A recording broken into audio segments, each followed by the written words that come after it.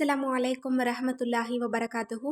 இன்றைக்கான பதிவில் நிறைய நபர்கள் இந்த வீடியோ போடுங்க அப்படின்னு சொல்லி கேட்ட ஒரு பதிவை தான் நம்ம பார்க்க போகிறோம். அதாவது இப்போது இருக்கக்கூடிய சூழ்நிலையில் பிள்ளைகளுக்கெல்லாமே எக்ஸாம் நடந்துகிட்ருக்கு. பிள்ளைகள் நல்ல மார்க் வாங்கணும், அதற்கு ஏதாவது வஜீஃபா சொல்லுங்கள் அப்படின்னு நிறைய பெற்றோர்கள் கேட்குறாங்க.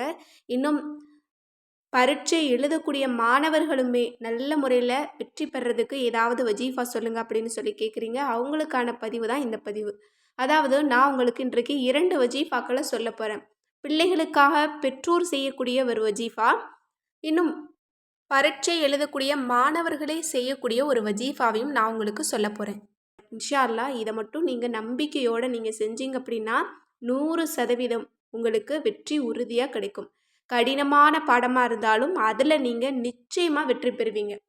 இதை ஓதிட்டு போனால் மட்டும் இன்ஷா அல்லாஹ் உங்களுக்கு அல்லாஹ் தஆலா உங்களுடைய அந்த பரீட்சையை ரொம்ப இலகுவாக்கி ஈஸியாக்கி கொடுப்பான்.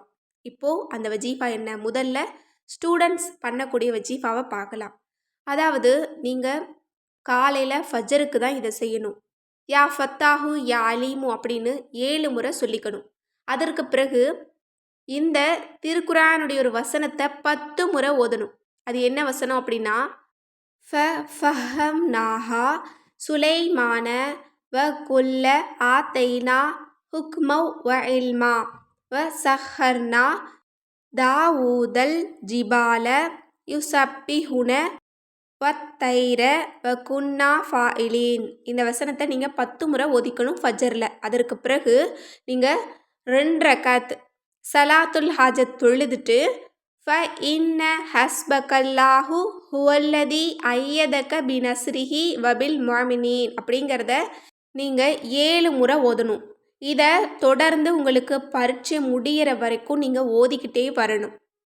நீங்கள் பரீட்சை எழுதுறதுக்கு முன்னாடி தரூதே இப்ராஹிம் சலவாத்தை 3 முறை ஓதிக்கிட்டீங்க அப்படின்னா இன்ஷா அல்லாஹ் அது ரொம்ப இலகுவாக உங்களுக்கு அமையும். அதோட நீங்கள் இந்த 2 திருக்குரானுடைய வசனங்களை ஓதி முடிச்சுட்டு ரப்பி ஜித்னி இல்மா அப்படின்னு 7 முறை நீங்கள் ஓதிக்கணும். இப்போது பிள்ளைகளுக்காக பெற்றோர் செய்யக்கூடிய அமல் என்ன அப்படின்னா, என்னுடைய பிள்ளை படிக்கவே மாட்டேங்குது, கவனம் இல்லாமல் இருக்குது, நாங்கள் அதிக செலவு செஞ்சு நாங்கள் படிக்க வைக்கிறோம், ஆனால் பிள்ளைங்க சரியாக மார்க் எடுக்க மாட்டுறாங்க, படிப்பில் ஆர்வம் இல்லை, கவனம் இல்லை அப்படிங்கிற பெற்றோர்களுக்கு கவலையே வேணாம். சூரா ஃபாத்திஹாவை நீங்கள் தினமும் 40 முறை ஓதி தண்ணீரில் ஊதி நீங்கள் அவங்களுக்கு கொடுத்துக்கிட்டே வாங்க. அல்லாஹ் தஆலா அவங்களுக்கு கல்வி அறிவை அதிகமாக்கி கொடுப்பான். அவங்க சீரும் சிறப்புமா செல்வாக்கோட கண்ணியத்தோட உயர்ந்த அந்தஸ்தோட இந்த உலகத்தில் வாழ்வாங்க. இன்னும் சின்ன பிள்ளைங்களா இருந்தாலும் சரி, கொஞ்சம் பெரிய பிள்ளைங்களா இருந்தாலும் சரி, யாராக இருந்தாலும் நீங்கள் வெற்றி பெறணும் உங்களுடைய பிள்ளைகள் அப்படின்னு நினச்சா நீங்கள் சூரா ஃபாத்திஹாவை 40 முறை ஓதி தண்ணீரில் ஊதி தினமும் இதை நீங்கள் கொடுத்துட்டு வாங்க. கண்டிப்பாக அல்லாஹ் அவங்களுடைய அறிவை அதிகமாக்குவான். உங்களுக்கு மனசுக்கு பிடிச்ச முறையில் உங்களுடைய பிள்ளைகள் உங்ககிட்ட அன்போடு நடந்துக்குவாங்க. அவங்களுடைய கோபமான குணம் மாறி, சொல் பேச்சு கேட்காத குணம் மாறி, உங்ககிட்ட அன்பாக நெருக்கமாக உங்களுக்கு பிடிச்ச மாதிரி இருப்பாங்க.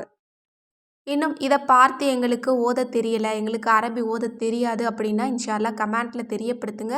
நான் உங்களுக்கு அரபி தமிழில் போட்டு ஃபஸ்ட்டு கமெண்ட்டில் லிங்க் கொடுக்குறேன்.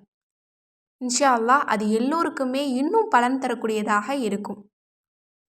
எனவே இன்ஷா அல்லாஹ் இந்த சிறந்த திக்ருகளை ஓதி பரீட்சை எழுதக்கூடிய மாணவர்கள் அனைவருமே தேர்ச்சி பெற எல்லாம் வல்ல அல்லாஹ் நம் அனைவருக்குமே நற்கிருபை செய்வானாக.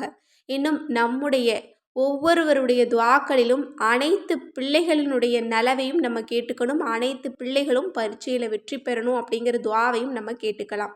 இதனால் நம்முடைய குடும்பத்தில் இருக்கக்கூடிய பிள்ளைகளுடைய வாழ்க்கையை அல்லாஹ் முன்னேற்றத்துக்கு கொண்டு போவான். எனவே அனைவருமே வெற்றி பெற எல்லாம் வல்ல அல்லாஹ் நல்லுதவி செய்வானாக. ஆமீன் என்று கூறி இந்த பதிவை நிறைவு செய்கிறேன். இந்த பதிவு உங்களுக்கு பிடிச்சிருந்தது அப்படின்னா லைக் பண்ணுங்கள், ஷேர் பண்ணுங்கள், கமெண்ட் பண்ணுங்கள், கண்டிப்பாக சப்ஸ்கிரைப் பண்ணுங்கள். அஸ்ஸலாமு அலைக்கும் வரஹ்மத்துல்லாஹி வபரகாத்துஹு.